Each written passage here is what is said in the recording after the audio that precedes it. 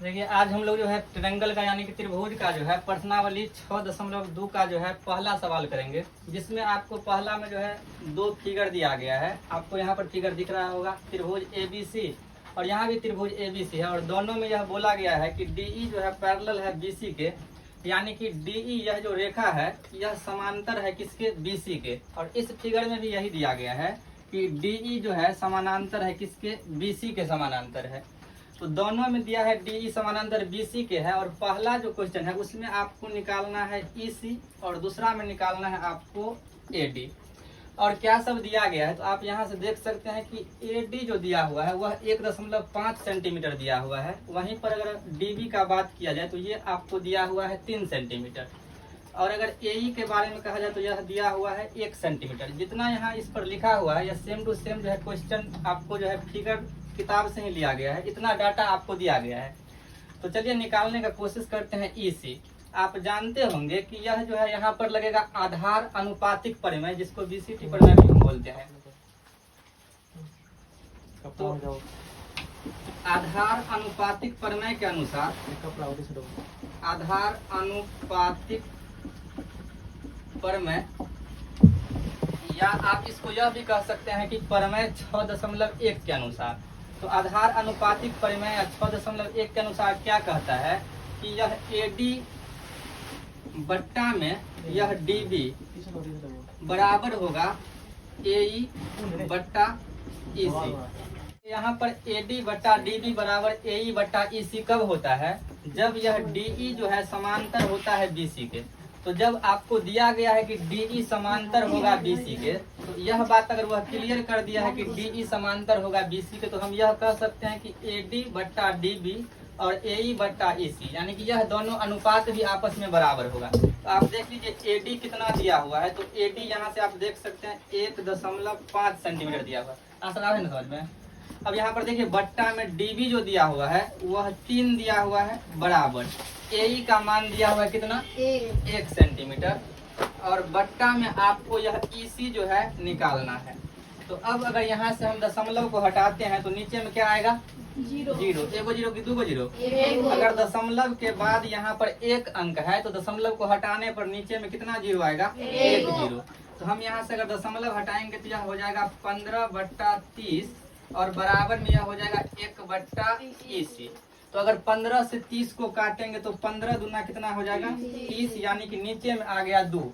और EC का यहाँ क्रॉस मल्टीप्लिकेशन करेंगे, कैंची गुना करेंगे तो EC बराबर जो हो जाएगा 2 से 1 का गुना, तो इसका जो आंसर होगा 2। तो आप कह सकते हैं कि EC का जो मान आया वह कितना आ गया, 2। तो पहला का जो आंसर हो गया 2। तो सेम टू सेम इस तरह का दूसरा फिगर है, यही जो है आधार अनुपातिक परिमेय या परिमेय 6.1 के अनुसार अगर हम इसको बनाएंगे तो वह जो है पहले ही इस बात को क्लियर कर दिया है कि DE जो है समानांतर है किसके, BC के। और हम जानते हैं कि अगर DE समानांतर होता है BC के तो इसका अनुपात आपस में हो जाता है बराबर। तो इसको हम क्या लिखेंगे, इसको लिखेंगे AD बट्टा BD। इसको लिखेंगे AD बट्टा में क्या हो जाएगा, BD। और यह अनुपात किसके बराबर होगा, तो AE और बट्टा में क्या हो जाएगा, EC। और इसी अनुपात को बराबर होने को तो ही अनुपातिक परिमेय बोला जाता है।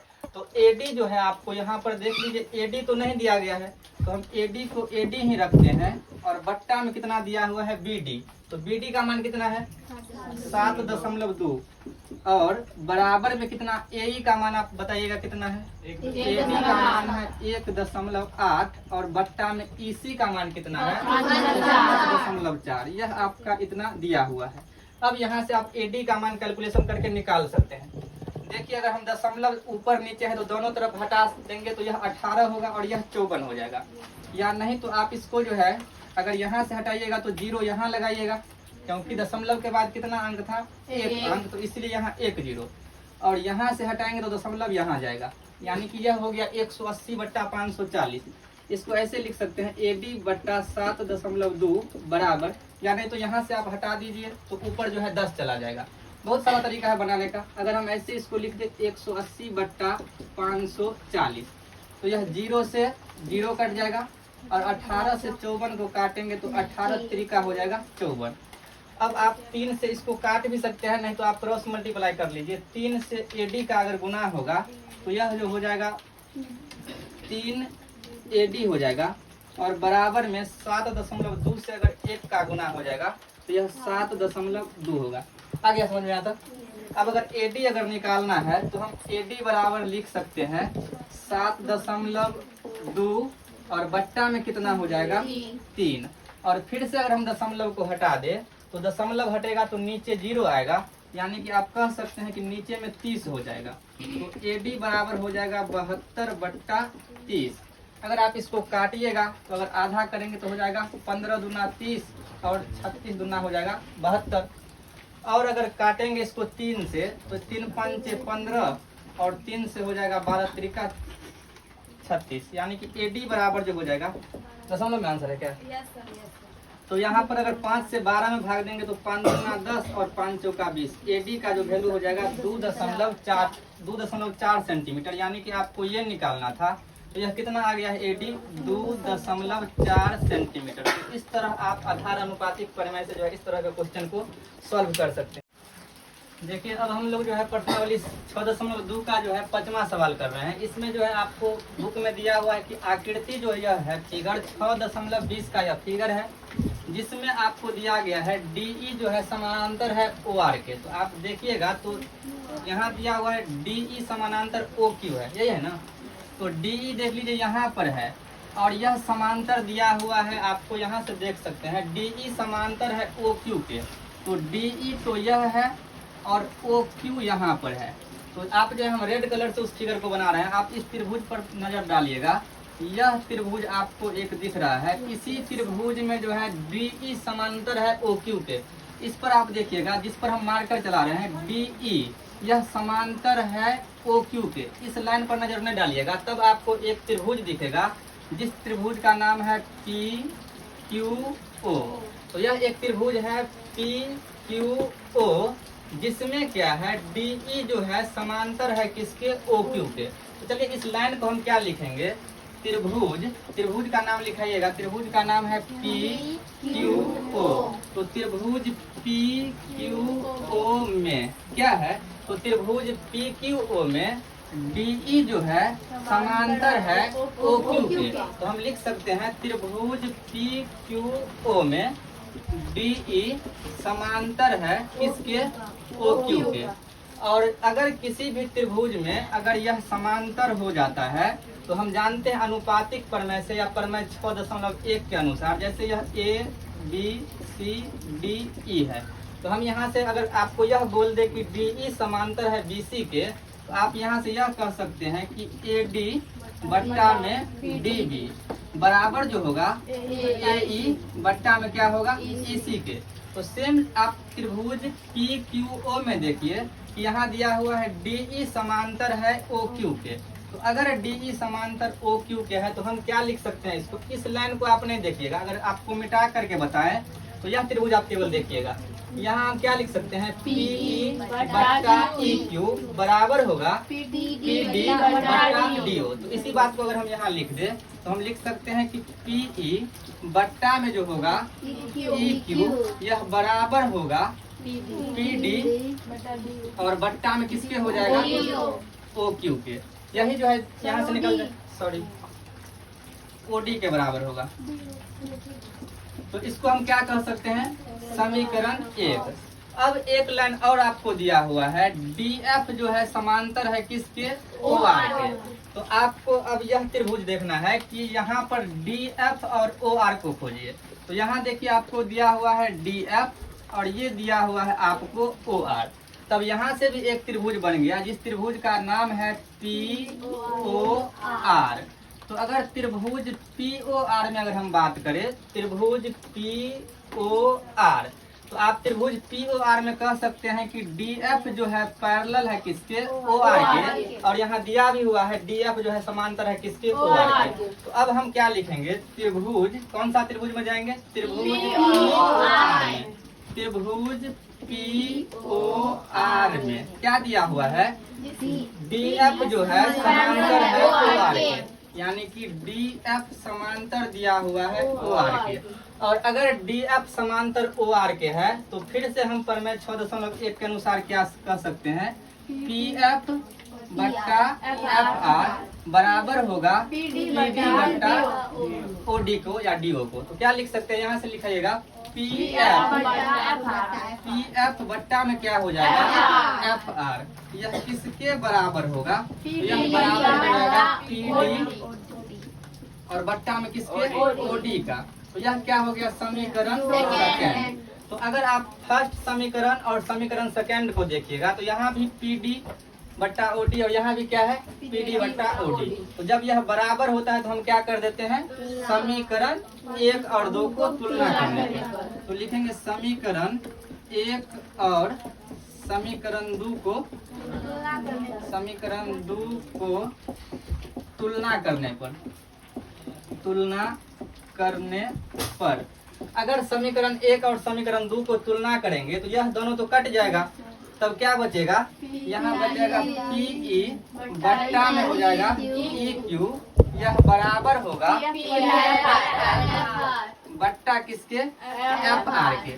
यह आ गया है। अब यहाँ पर आपको सिद्ध क्या करना है कि ई एफ जो है समांतर है क्यू आर के। ध्यान से देखिएगा ई एफ समांतर किसके है क्यू आर के, यानी कि इस लाइन को हम मिटा दिए थे।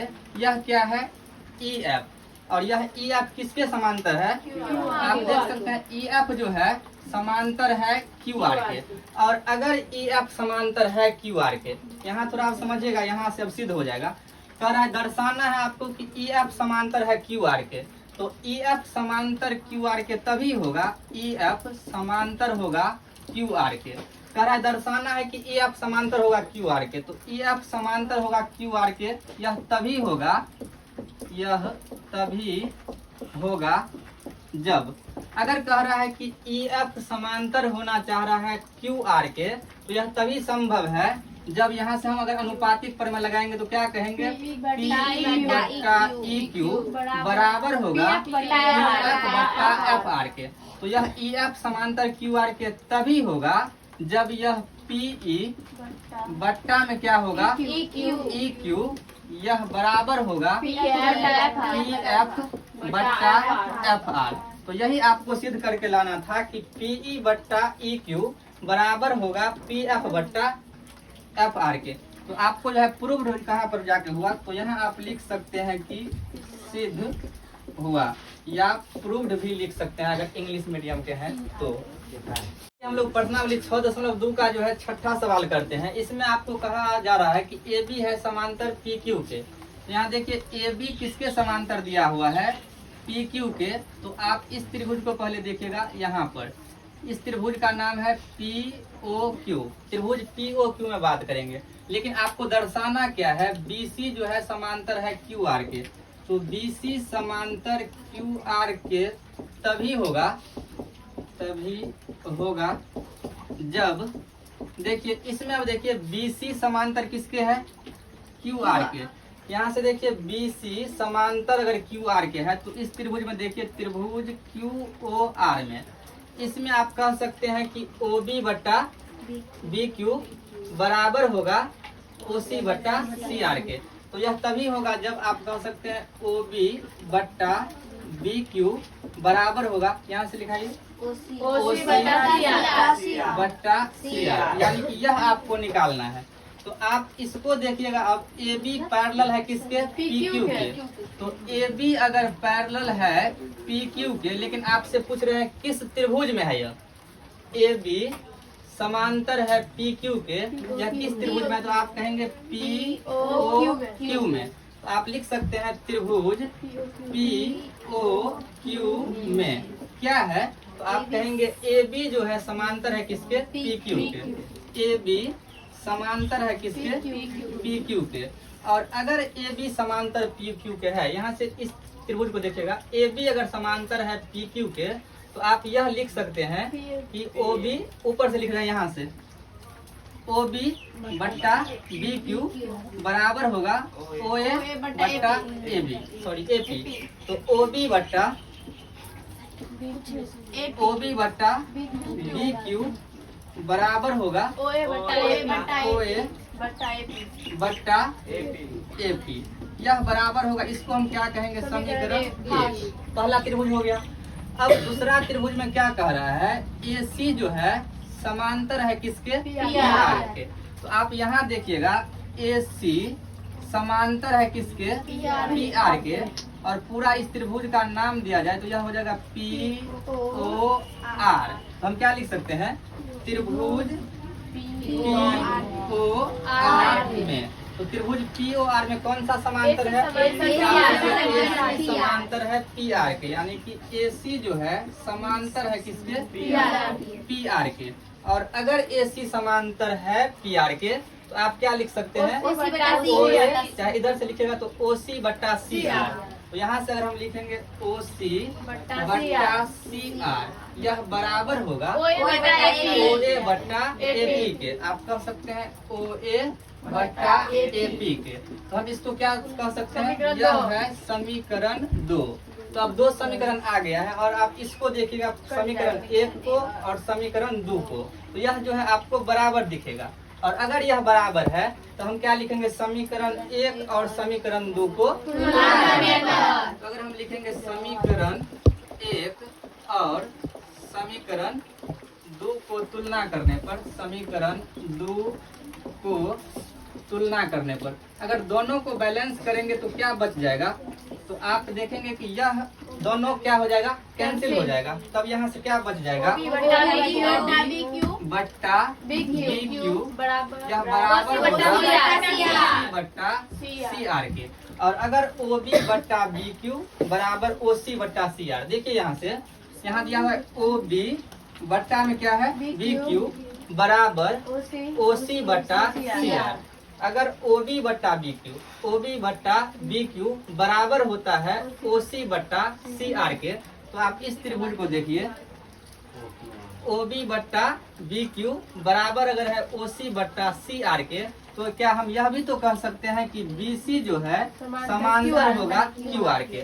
तो अगर OB बट्टा BQ बराबर OC बट्टा CR है, तो इसीलिए हम क्या कह सकते हैं कि यह BC जो है समांतर होगा, BC समांतर होगा किसके, QR के।